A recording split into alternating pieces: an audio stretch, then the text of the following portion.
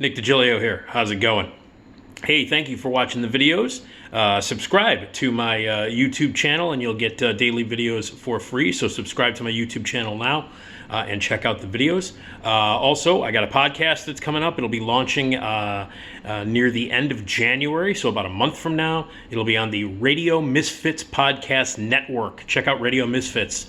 The podcast network, really cool podcast, and I'll be a part of that starting in late January. Also, check out my Patreon page, patreon.com/Nick D Show. Patreon.com/Nick D Show. You can donate, subscribe on a different tier, $3 a month, $9 a month, $25 a month, whatever you feel. You donate, and that goes towards getting some more videos going, some more content, helps with the podcast, all that kind of stuff. If you want to keep up with what's happening and keep the shows going, podcasts, videos, all that stuff, need some help. And in this day and age, and a really cool way to show support is at patreon.com/Nick D Show. And again, if you become a patron by donating or becoming part of the tier or doing a monthly thing, you get bonus material, extra videos, including behind the scenes and the real truth about what happened at WGN. I'm tired of my name being dragged through the mud, so I'm telling the truth on what happened exactly at WGN. And if you want to hear that story, and you should hear that story, you should become a patron at patreon.com/Nick D Show. All right. So I spent the weekend, Friday and Saturday night, over at my parents' house, which I pretty regularly do. But this, of course, Friday and Saturday were Christmas Eve and Christmas itself and Christmas Day. And so we had a nice Christmas. It was great. You know, had a nice meal. We watched a little bit of the Christmas Story and all kinds of cool stuff, and watched some wrestling, and it was fun. My mom got my dad for Christmas. One of the things was a pair of noise canceling headphones, because my dad likes to sit at his desk on the computer and watch, movies and videos and things like that. And sometimes my mom doesn't want to hear them, so he puts on the headphones and he watches a lot of stuff. They have Peacock, and the reason my parents have Peacock, and I know this sounds weird, but the main reason they have Peacock is because they love wrestling. They love the WWE, and they want all the pay-per-views, all the monthly pay-per-views. So they're spending $5.99 a month for Peacock. They don't really care about much of the other stuff that's on Peacock, even though there is a ton of stuff on Peacock. Like, for instance, I was at my parents' house the weekend before. I watched all 8 episodes back to back for 4 hours of MacGruber, which is fucking genius, of course, which was really great. The great SNL sketch that should have never been anything, and it became a movie which nobody loved, and now it's a TV series which probably nobody's watching except for the people who love it, like me. And Will Forte, it's great. Anyway, but there are tons of movies and tons of exclusive TV shows and all kinds of really great stuff on Peacock. And my parents mess around a little bit on it, but for the most part, they got Peacock strictly almost for the WWE content, because my parents are nuts. My mom especially loves wrestling. So my dad, every once in a while, will go on Peacock and he'll find some stuff to watch, and he'll plug in. Now he's got these new noise-canceling headphones that he can put on so he's not disturbed. So I took a picture of him and posted it on Facebook of my dad on Christmas Day with his new noise-canceling headphones watching something on Peacock. And he was watching some show called Code 404. And he's watching it, and I didn't know what the fuck it was. And I was like, what the hell is that? He's like, oh, it's Code 404. It's pretty good. And I found out that it was like a British crime drama, like a cop show, a British crime cop show that I'd never heard of, that 90% of the people on the fucking planet have never heard of, and yet my dad's like, yeah, Code 404. So that's the kind of shit that my dad actually watches. He doesn't watch like the really hugely popular stuff that's available on Peacock, all the NBC shows and a ton of the movies that are available on Peacock. He'll find shit like Code 404 that no one has ever heard of. He'll find it and watch all that. Like, for some reason, he got really hooked on AP Bio. My dad has never watched an episode of It's Always Sunny. He doesn't know who that guy is, doesn't know anything. He doesn't know who Patton Oswalt is. but he got hooked on that show. Now, that show is clearly not as obscure as something called Code 404. So anyway, I posted that picture and was like, yeah, my dad's watching some British crime show that nobody's ever fucking heard of, except for my dad, who will find the weirdest offbeat British, German, whatever. He'll watch the weirdest shit with his new headphones. So my buddy posted on that, I posted that picture, and he, on the thread, posted, hey, if your dad's into that shit, there's a ton of other, like, British crime. And then suddenly, all the people who are obsessed with stupid fucking obscure British crime procedurals started posting all over this thread. And it's not that my dad's into specifically crime or crime procedural shows. He just likes shit that nobody has ever heard of. If it's British crime, then that's fine. If it's a crime procedural, that's fine. But suddenly, all of you maniacs, and you are all maniacs, who watch nothing but crime procedural shows, came out of the woodwork and went, oh, I've got all, and started babbling, just like rattling off these crime procedural shows. My dad has no specific interest in that. If it makes no sense and it's weird and he's never heard of it, he'll watch it. But anyway, my buddy Gov, Brian, my man Gov, said that there's a show called Vigil that some people that he knows are into it. And it's not only a crime procedural show, but it's Scottish. And it takes place on a submarine. Now, that piqued my interest.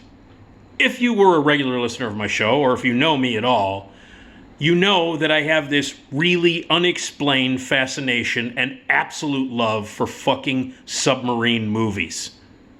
I don't know what it is. I'm not particularly fond of the water. I swim like a rock. I'm not a beach guy. I don't like being on water. I'm not a boat guy. I am not an aquatic person at all. But for some fucking unknown reason, I love every submarine movie. Love them. Absolutely love them. So when I heard that this thing was, a murder mystery on a submarine, suddenly I went, oh! Like, I don't give a shit about crime procedurals. That shit, I don't care about that shit. I don't care about that crap. But you mentioned submarines, and it's like, woo! So anyway, Vigil. I guess that's available on the Peacock or some shit. I don't know. Anyway, but submarines. So that got me thinking about submarine movies, and I've got a bunch of them here. And it really is. It's just it is. There's no explanation for it. There's no logic as to why I have an absolute love for pretty much every goddamn submarine movie. All submarine movies rule. It's a subgenre. Get it? Subgenre? See, that's why I'm getting a podcast. Because I can do shit like that. So I have no explanation for my obsession and my love for all things submarine movie related. But I do. So I have a bunch of them. Maybe it goes back to the Museum of Science and Industry. I've been trying to analyze my unexplained obsession with submarine movies, and I think it might go back to the Museum of Science and Industry. Now, if you're from Chicago, you know the Museum of Science and Industry, and you know the U-505, which was the captured German sub that's been at that museum since, I think, 1954. And you can go to the Museum of Science and Industry, and you can actually go inside the U-505, this German World War II sub, and it's fucking awesome. It's really cool. And I've been there several times, and I remember loving it when I was a kid. So that's the only explanation that I can think of. That's the only thing that I can trace it back to, was my love of going to the submarine at the Museum of Science and Industry. That's got to be what it is. Nothing else makes any sense. So submarine movies. Got a ton of them here, and I'll give you my favorite ones. You know who I discovered was the king of submarine movies and the king of submarine shit in general? Borgnine. Ernest Borgnine. Without even realizing it, I was just like looking up some of the movies that I really like. Like he's in Torpedo Run with Glenn Ford, Ernest Borgnine. He's in Ice Station Zebra, which is classic. That's one on my favorite list. Rock Hudson, Jim Brown, Ernest Borgnine, and of course, McHale's Navy. So, in this rediscovery and doing a little research for this video talking about submarine movies, I realized that the king of all submarine entertainment is fucking Ernest Borgnine. Not only is he the cabbie in Escape from New York, and the devil in The Devil's Reign. But he's the king of submarines. So, anyway, Torpedo Run, and Ice Station Zebra, McHale's Navy. Those are all the submarine stuff that involves the great Ernest Borgnine. Enemy Below with Robert Mitchum. Really, I mean, please. I'm just naming some of these. Destination Tokyo, Cary Grant, John Garfield. These are some classic ones. These aren't even my favorites. And speaking of, TV shows, McHale's Navy was a movie, and then it became a TV show, not unlike Operation Petticoat. Operation Petticoat was Cary Grant, Tony Curtis, and then the great thing, that became a TV show. You know who was in the TV show? Jamie Lee Curtis. That's right. The love of my life. Jamie Lee Curtis. And she starred, one of the first things she ever did that she was a regular on was Operation Petticoat. The movie starred her dad. Also submarines. You put Jamie Lee Curtis on a submarine, I'm in. What else do we got? Some of the classic ones. Voyage to the Bottom of the Sea. You can't go wrong with Voyage to the Bottom of the Sea. Also a TV show. A lot of these turned into TV shows. 20,000 Leagues Under the Sea movie, then a TV show. People like the subs. You've got how about Fantastic Voyage? Fantastic Voyage. It's not a submarine in the water movie. It's a submarine in the bloodstream movie. Fantastic Voyage. Classic. Anytime you can shrink down Raquel Welch and put it into your body. So that's a great one too. And that one falls under the category of submarine movies. Run Silent, Run Deep, as I mentioned, that's a great one. Clark Gable, Burt Lancaster, goddamn Don Rickles. Don Rickles on a sub. You can't go wrong with Don Rickles on a submarine, you hockey puck. Yeah, Run Silent, Run Deep. That one's up there on the list as well. It's not a submarine movie, but it has great submarine sequences and a submarine subplot. One of my favorite Spielberg movies of all time, one of the greatest Steven Spielberg movies of all time, the great 1941. The all-star, crazy World War II Christmas movie. Great movie to watch around Christmas, which features, John Belushi, Ned Beatty. Look, I can't even go on. There's a million people in it. But there's a submarine subplot that involves Toshiro Mifune, Christopher Lee, and in those submarine scenes, the great Slim Pickens. And it's a big part of the plot of 1941 is the submarine. So great submarine stuff in 1941. But we can get to some of my very favorites. How about Below? Do you know Below? Below, David Toohey directed this movie, and it features Bruce Greenwood, Scott Foley,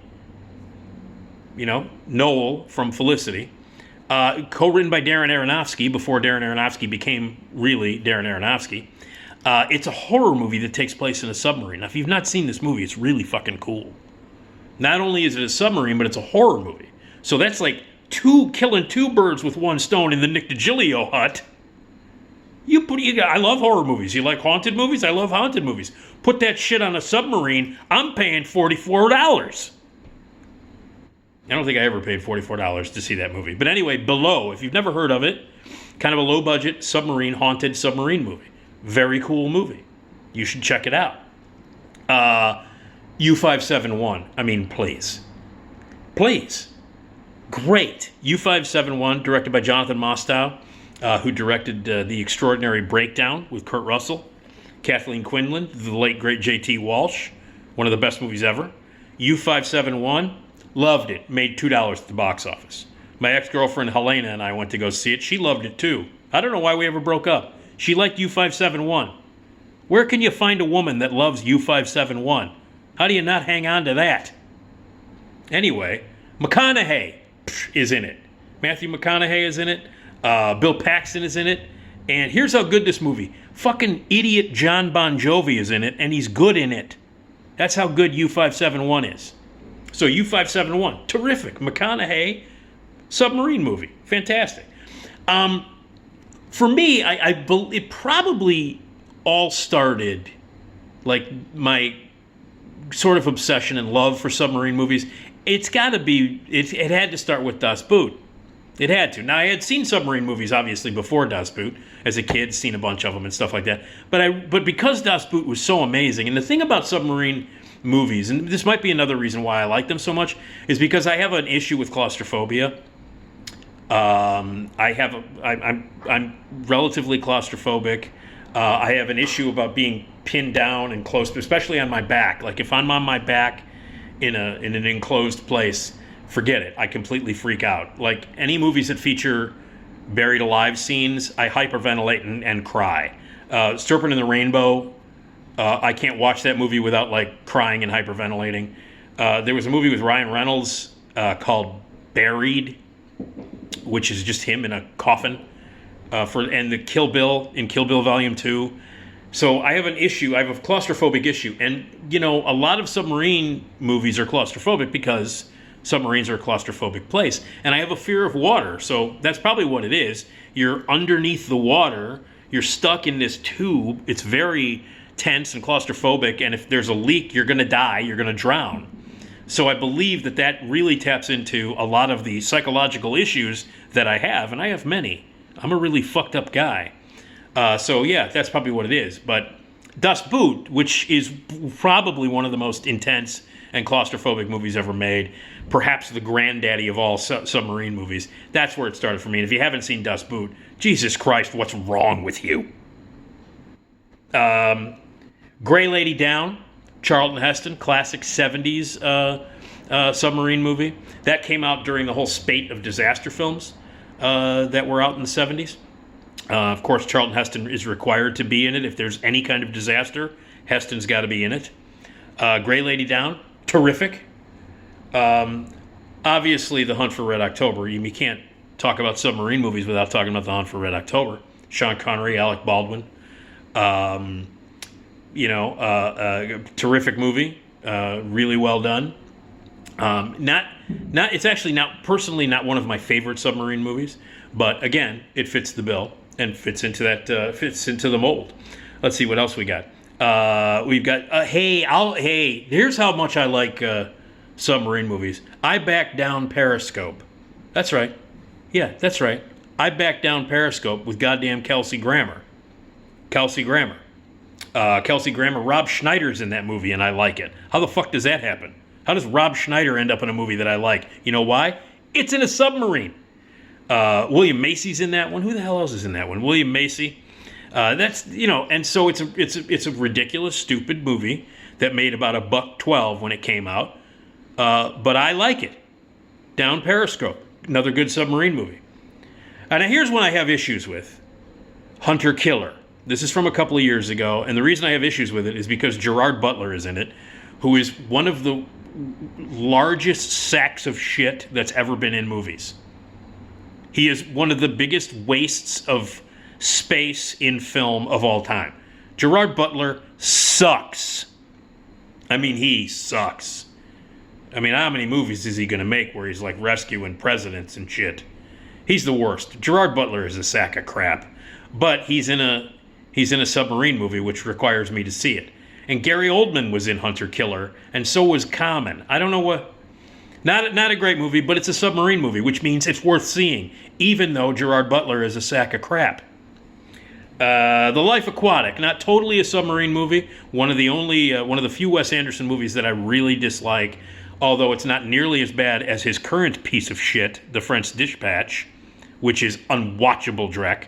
But anyway, Life Aquatic, it's got a submarine in it. Greyhound, really good movie, recent one, with the Tom Hanks. Tom Hanks doesn't have real good luck with water, ever. You know, between the Captain Phillips and this one and the Wilson with the ball and the shit, the Castaway. Tom Hanks not real good with water. You don't go on vacation with Tom Hanks. Anyway, but Greyhound, really terrific submarine movie.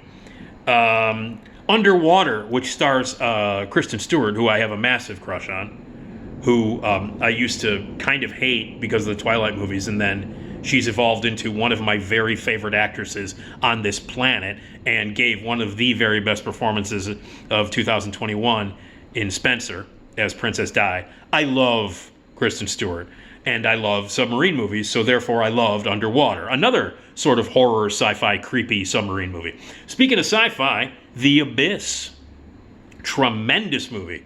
James Cameron, crazy ass Michael Biehn, Ed Harris, Mary Elizabeth Mastrantonio, Todd Graff and a rat. Really terrific. I love The Abyss, and it was the movie that really started all that crazy liquid special effects stuff that Cameron really, made great in T2. But it started with The Abyss. I love The Abyss. I love that movie. Submarine movie. It would fall under the category of submarine movie as well. So I love The Abyss. What else do we got that we have to mention here? We got Ice Station Zebra, the Greyhound, Crimson Tide. Crimson Tide. How can you go wrong with Crimson Tide? Denzel Washington, Gene Hackman. That's the movie. One of my favorite quotes about that movie. A guy I used to work with at Jewel. We would go out after our shifts at Jewel. We would go out drinking at a place that was called Wallabies, and then it became Ginger's Ale House for years at the corner of Ashland and Grace. But years ago, when I worked at the Jewel on Southport, all of us, we would go drinking to this place, Wallabies, which became Ginger's, which is now A.J. Hudson's on Grace and Ashland. But anyway, for years when I worked there and I hung out there, it was Ginger's Ale House. But before it became Ginger's Ale House, it was this dump called Wallabies, and it was called Wallabies because it was a taste of Australia. And you went in, it was a fucking dive. I mean, a fucking dive bar in the worst possible conditions.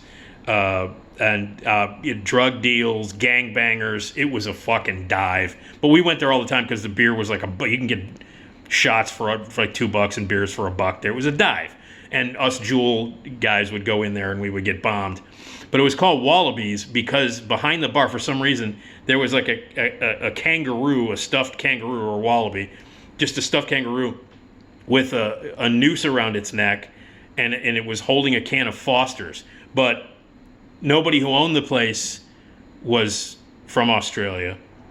There was no other sign of Australia in the place at all. It was a dump.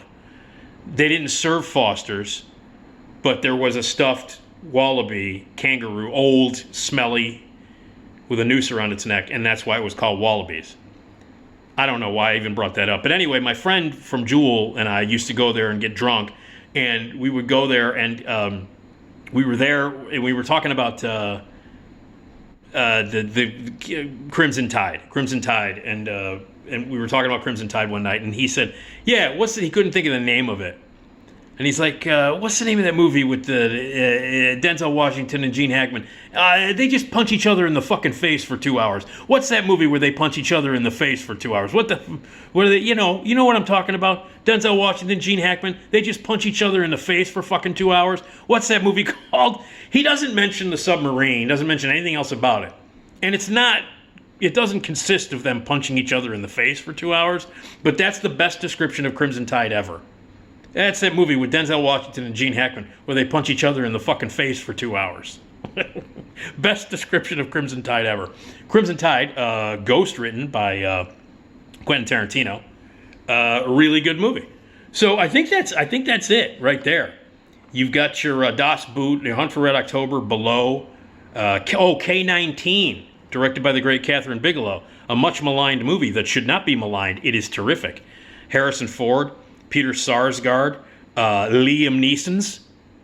I will say this, pretty bad Russian accents, but a really terrific movie. K-19, The Widowmaker, directed by the brilliant Catherine Bigelow. Really intense film, as Catherine Bigelow is known to do. She makes intense movies and great movies. And K-19, that one's up there too. Although I can't vouch for the Russian accents. I will agree, most people who hate that movie don't like the Russian accents, for good reason. But K-19, Widowmaker. And I think that's everything. I think that's the one. And it all started with Das Boot. It all started with me being a freak and being claustrophobic. And Vigil, I guess. Thank you, Gov. Vigil is a Scottish submarine murder mystery cop show.